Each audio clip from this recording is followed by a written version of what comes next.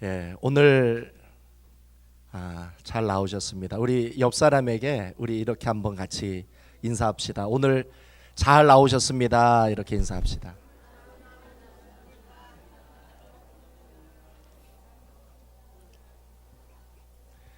우리 김남수 집사님은 잘 나오셨습니다. 옆 뒷사람하고 인사하려다가 아무도 없어가지고 놀라셨네요, 그렇죠?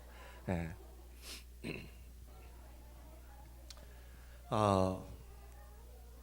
우리는 예수님을 믿으면서 우리 하나님 앞에 가까이 나아가면서 우리는 하나님께 복을 주기를 간구합니다. 우리의 가정, 직장, 사업, 자녀, 후손들이 잘 되기를 위해서 우리는 하나님 앞에 가까이 나아가게 됩니다.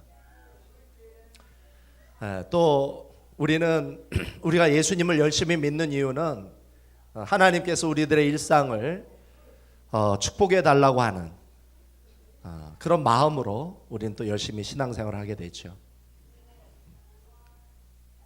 또 우리 삶 가운데 형통이 일어나고 우리의 삶 가운데 축복이 일어나고 우리가 하는 모든 계획이 뜻대로 잘 이루어지기를 소원하는 마음으로 우리는 신앙생활을 하게 됩니다.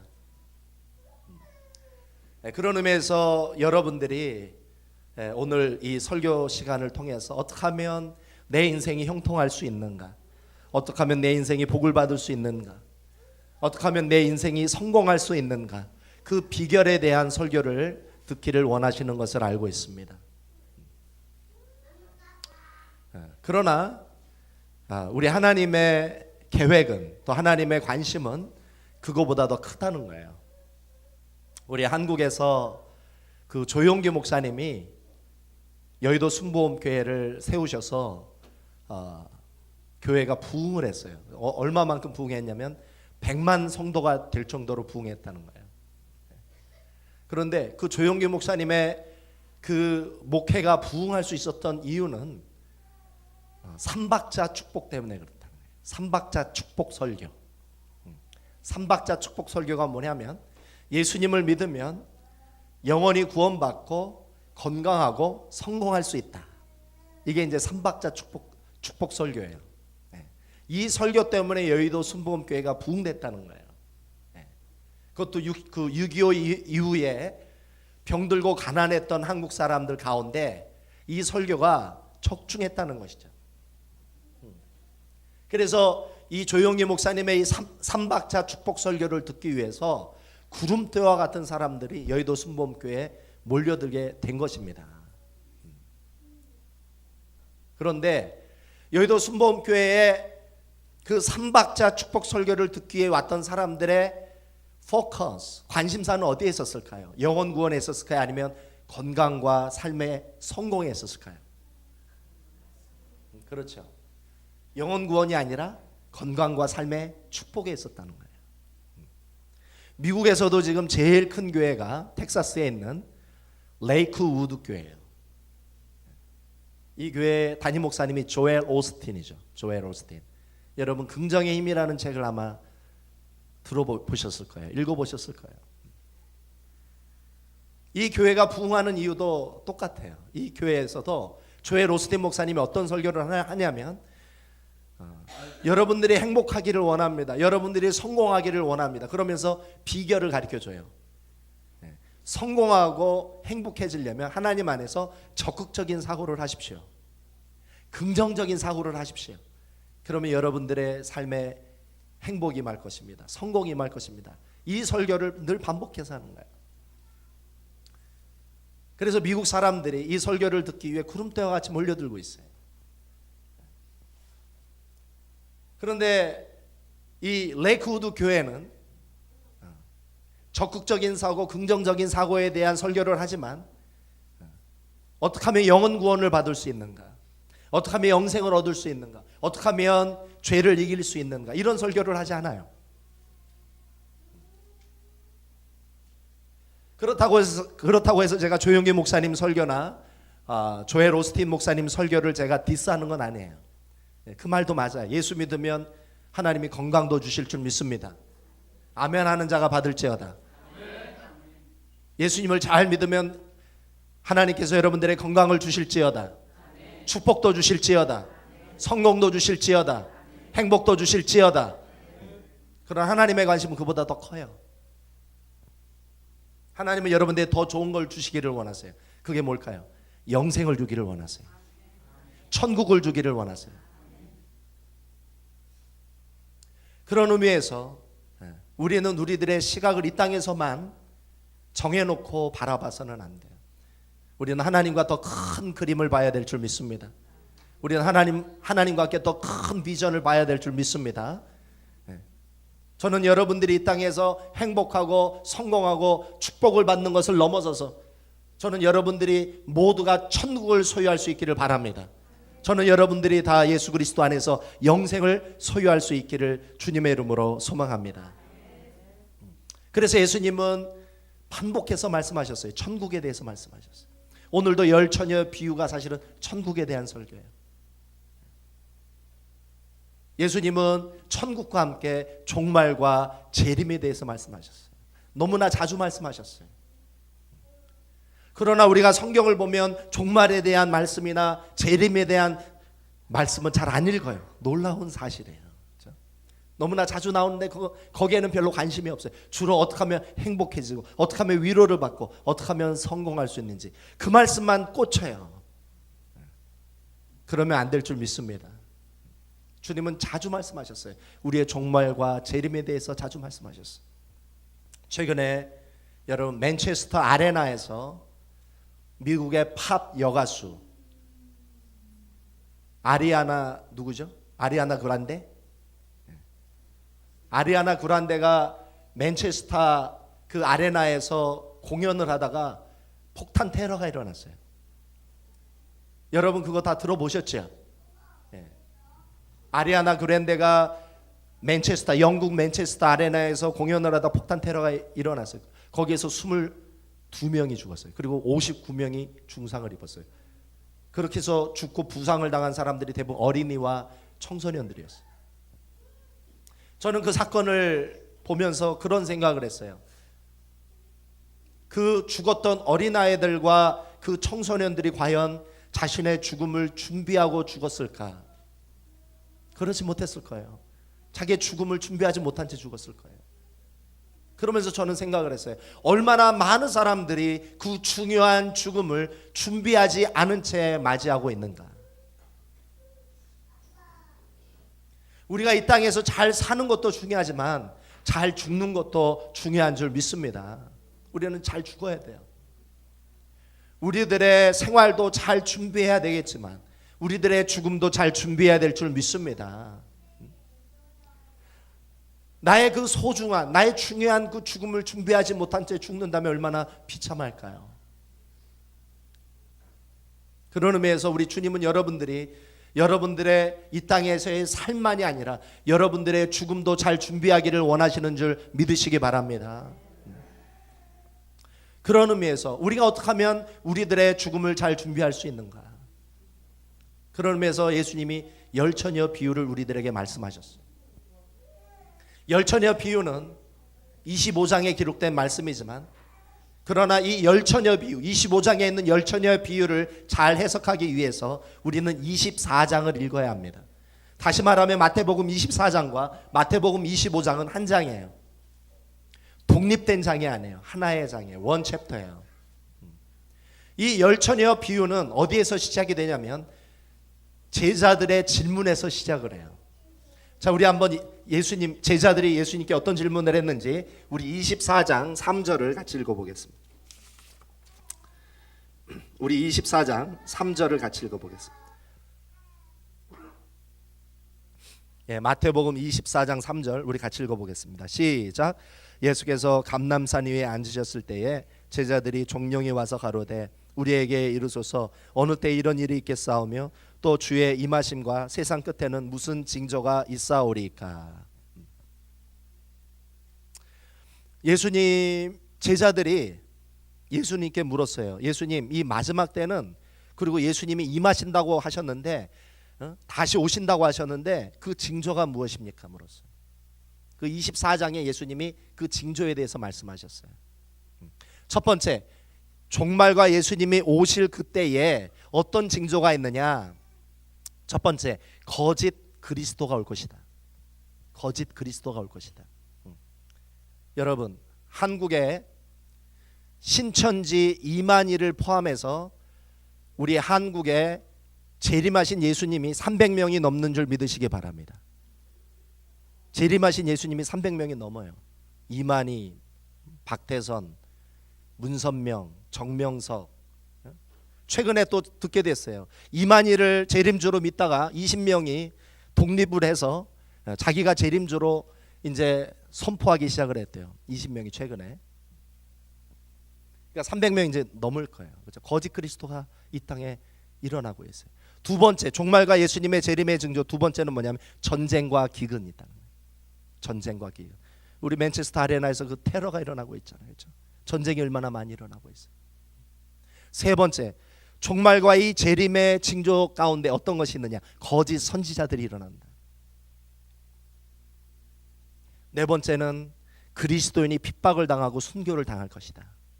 여러분, 1년에 평균 예수님을 믿는다는 이유로 순교를 당하는 사람이 20만 명이에요. average 20만 명. 순교가 일어나고 있어요. 핍박이 일어나고 있어요. 우리는 지금 미국에서 편하게 예수님을 믿지만 중동, 중앙아시아, 중국에서 예수님을 믿는 분들은 핍박을 당하고 순교를 당하고 있어요. 다섯 번째 징조가 있어요. 그리스도인의 핍박과 순교 덕분에 복음이 확산되고 있다는 거예요. 복음이 확산되고 있다는 거예요. 전 세계 250개 국가 중에 총 2만 4천 개 민족이 있어요. 총 2만 4천 민족 중에 복음이 들어간 곳이 2만 3천 개예요. 몇 개 남았어요?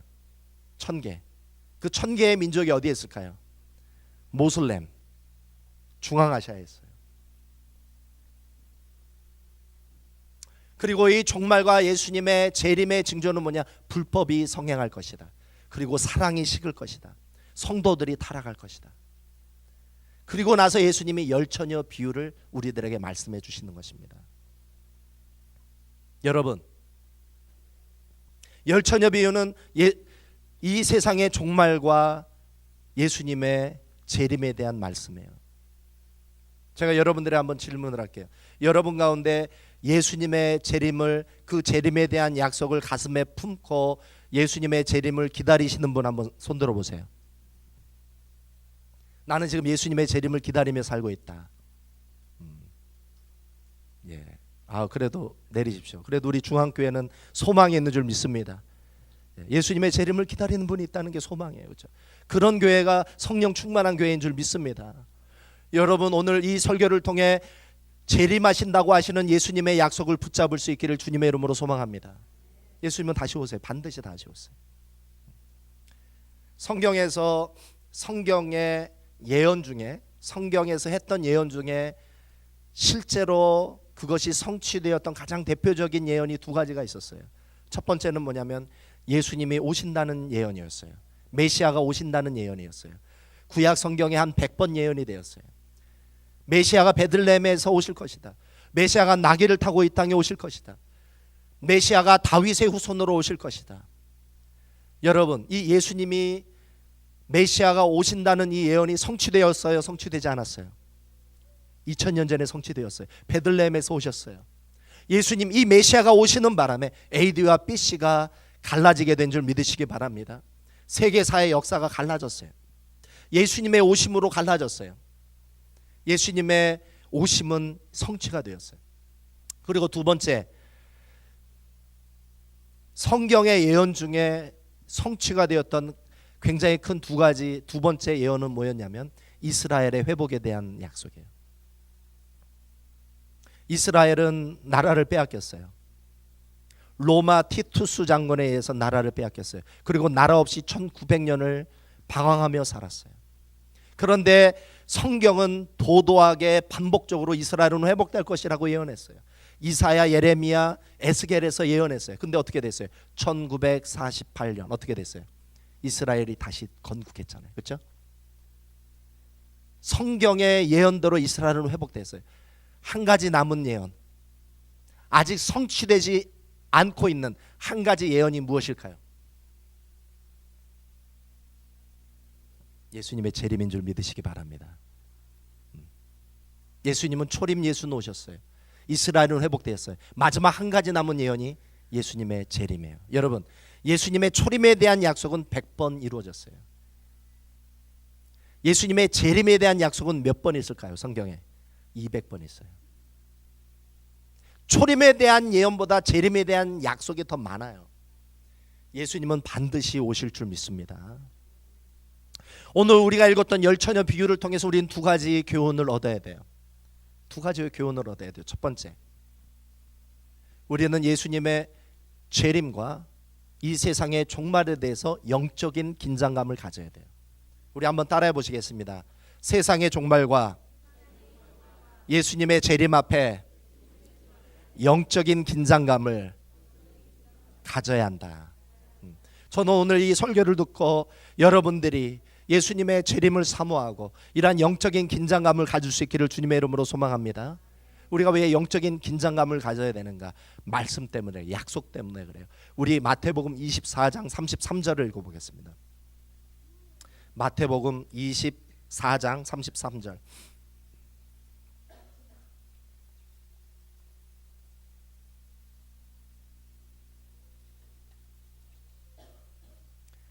자, 마태복음 24장 33절을 읽어보겠습니다. 시작. 이와 같이 너희도 이 모든 일을 보거든 인자가 가까이 곧 문 앞에 이른 줄 알라. 자, 예수님이 어디 계신다고요? 문 앞에. 왜 문 앞에 계세요? 재림하시려고. 예수님이 재림하시려고 곧 문 앞에 이르셨다는 거예요. 예수님은 반드시 오실 줄 믿습니다. 그것도 곧 오실 줄 믿습니다. 그래서 우리는 영적인 긴장감을 가져야 돼요. 그러나 문제는 예수님의 재림이 지연되고 있다는 거예요. 우리 마태복음 25장 5절을 읽어보겠습니다. 마태복음 25장 5절. 마태복음 25장 5절을 읽어보겠습니다. 읽어보겠습니다. 시작. 신랑이 더디옴으로 다 졸며 잘세. 신랑이 빨리 오셨다고요? 아니면 더디 오고 계신다고요? 더디 오고 계신다는 거예요. 예수님이 알고 계셨어요. 예수님의 재림이 더디 온다는 걸 예수님도 알고 계셔. 그래서 말씀하셨어요. 예수님이 더디 올 것이다. 바로 여기에서 영적인 위기가 있는 거예요.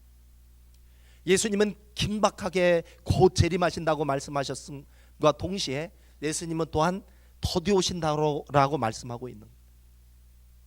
그렇기 때문에 예수를 믿는 성도들이 나태해질 수 있고 영적으로 졸 수 있다는 거예요. 예수님이 더디 오니까 성도들이 타락하고 방탕할 수 있다는 거예요. 그래서 마태복음 24장에 예수님께서 이러한 사람이 있다는 걸 얘기하고 있어요. 우리 24장 48절 51절을 읽어보겠습니다. 24장 48절 51절 우리 읽어보겠습니다.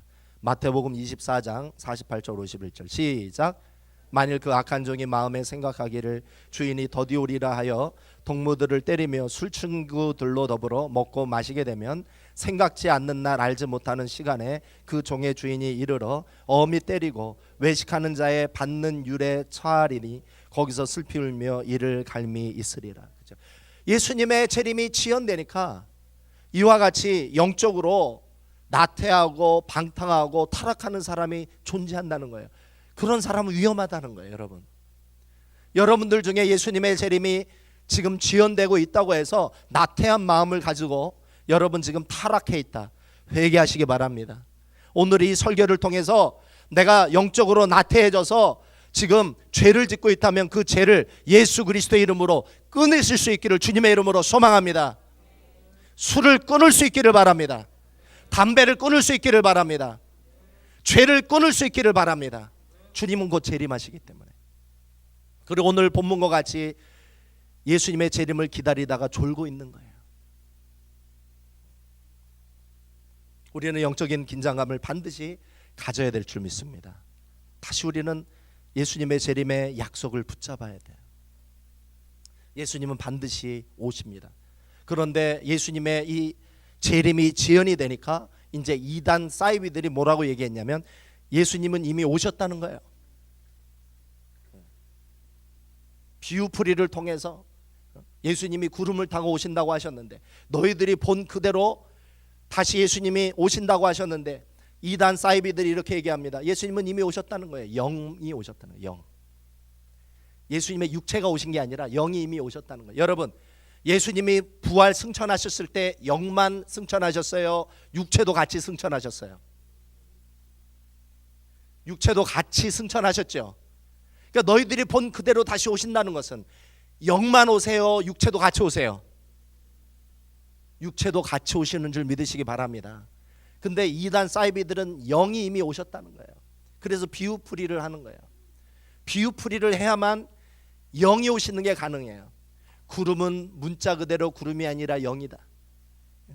사도행전 1장에 그 하늘은, 예수님이 승천하셨을 때 그 하늘은 문자 그대로 하늘이 아니라 비유된 하늘이다. 그 하늘이 바로 영이다. 그래서 영이 오셨다는 거예요. 근데 예수님이 영이 오셨으니까 육체가 필요할 거 아니에요. 그렇죠?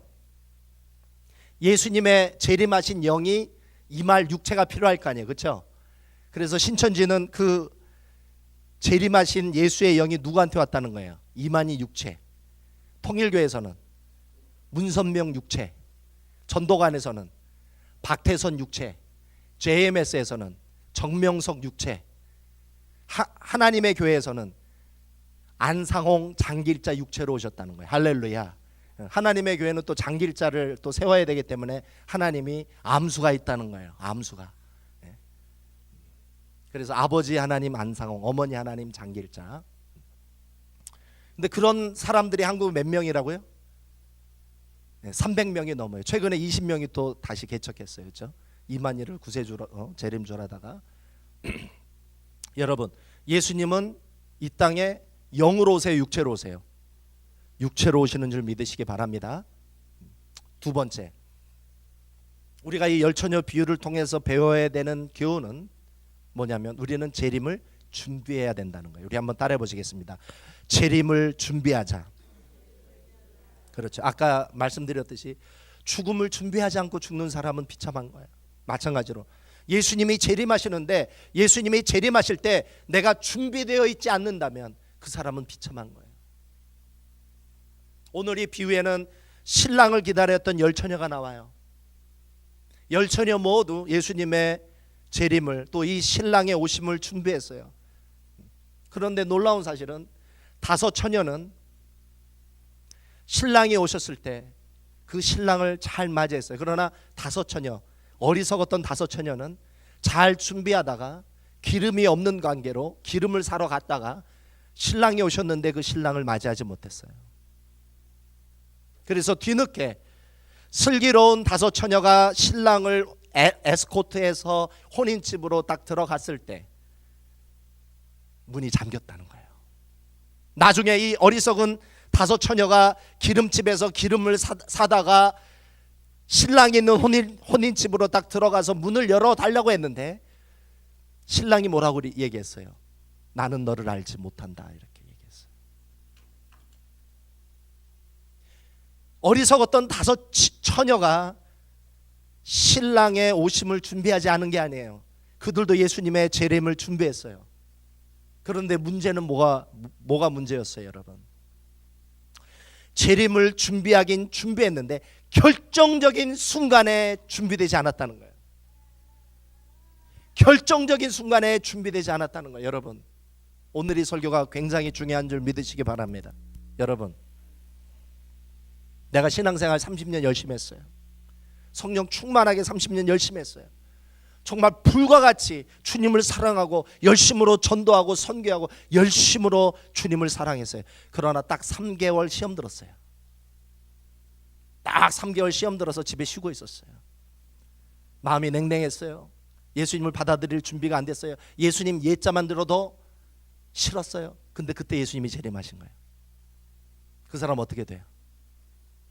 예수님의 재림을 받지 못하는 거예요. 어떤 사람은 한평생 방탕했어요. 자기 마음대로 살았어요. 그러나 어떤 친구의 전도로 예수님을 믿게 되었어요. 예수님을 불과 같이, 예수님을 영접하고 거듭나고 불과 같이 한 달을 믿고 있다가 예수님이 오신 거예요. 이 사람은 어떻게 될까요? 주님과 함께 천국에 들어가는 줄 믿으시기 바랍니다. 여러분, 이 설교는 굉장히 중요해요.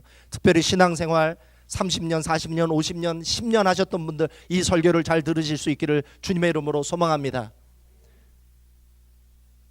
시간이 흐를수록 여러분 어떻게 돼야 돼요?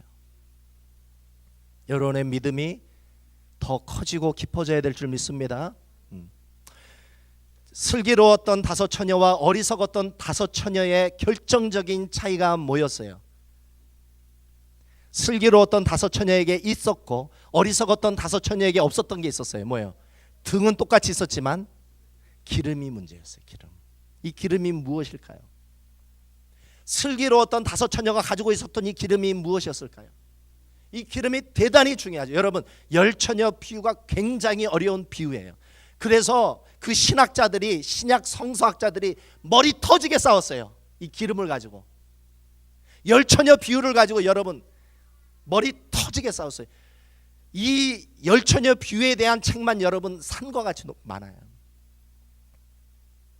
근데 중요한 것은 이 기름이에요. 기름. 이 기름이 뭘까요?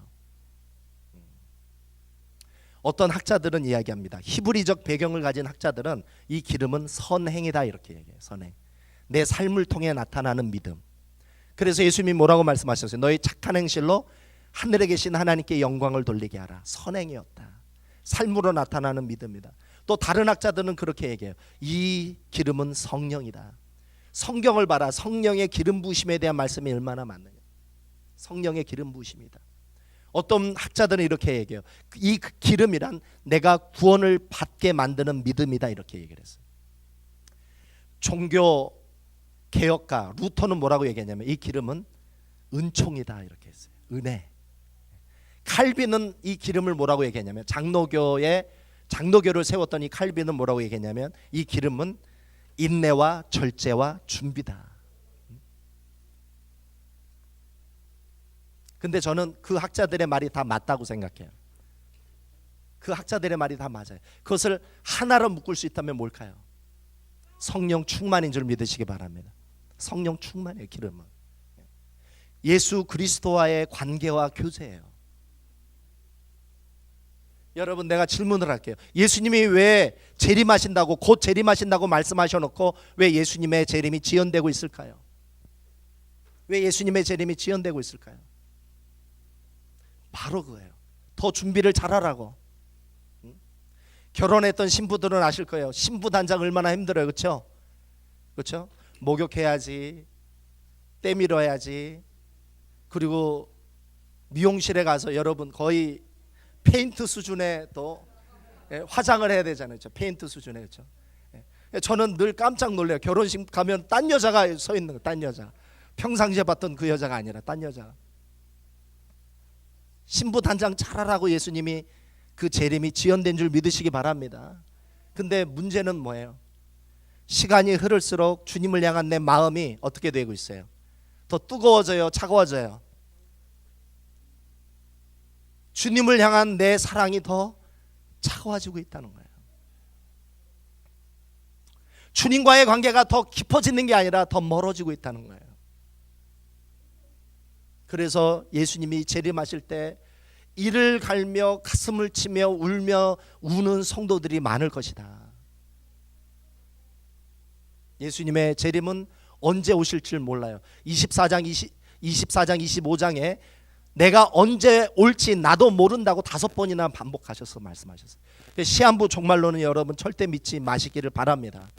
몇 년 몇 월 며칠 예수님은 오신다라는 모든 얘기는 다 거짓말이에요. 왜? 24장 25장을 한번 읽어보세요. 내가 언제 올지 나도 모른다고 말씀하셨어요. 5번이나.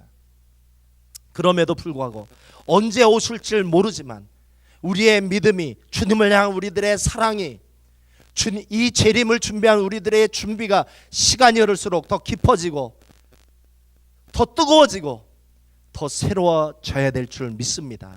오늘 이 설교를 통해서 여러분 주님과의 관계가 냉랭해졌던 분 다시 뜨겁게 회복하시기를 바랍니다. 말씀 읽지 않고 기도하지 않았던 분 다시 회복하십시오. 전도하지 않았던 분 다시 전도하세요. 주님의 재림에 대한 약속을 잃어버렸던 분 다시 마음속에 회복하세요. 여러분들의 그 뜨거운 찬양을 잃어버렸던 분, 다시 그 찬양을 회복하십시오. 열심으로 말씀을 읽고 주님을 사랑했던 여러분들, 다시 그 마음을 회복하실 수 있기를 주님의 이름으로 소망합니다. 우리 기도하겠습니다.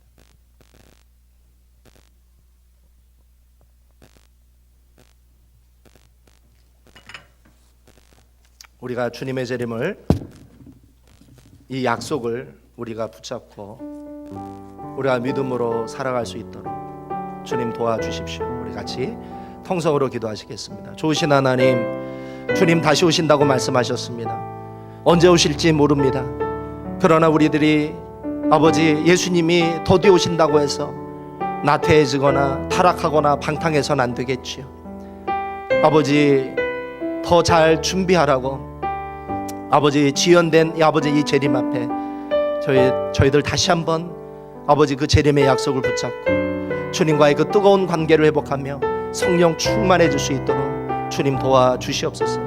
주님이 재림하실 때 그 주님의 재림을 다 받아 아버지 천국 혼인잔치에 참여하는 저희들, 우리 모든 중앙교회 성도들 될 수 있도록 인도하여 주시옵소서. 내가 너희에게 전한 것은 주께 받은 것이니 곧 주 예수께서 잡히시던 밤에 떡을 가지사 축사하시고 떼어 가라사대 이것은 너희를 위하는 내 몸이니 이것을 행하여 나를 기념하라 하시고 식후에 또한 이와 같이 잔을 가지시고 가라사대 이 잔은 내 피로 세운 새 언약이니 이것을 행하여 마실 때마다 나를 기념하라 하셨으니 너희가 이 떡을 먹으며 이 잔을 마실 때마다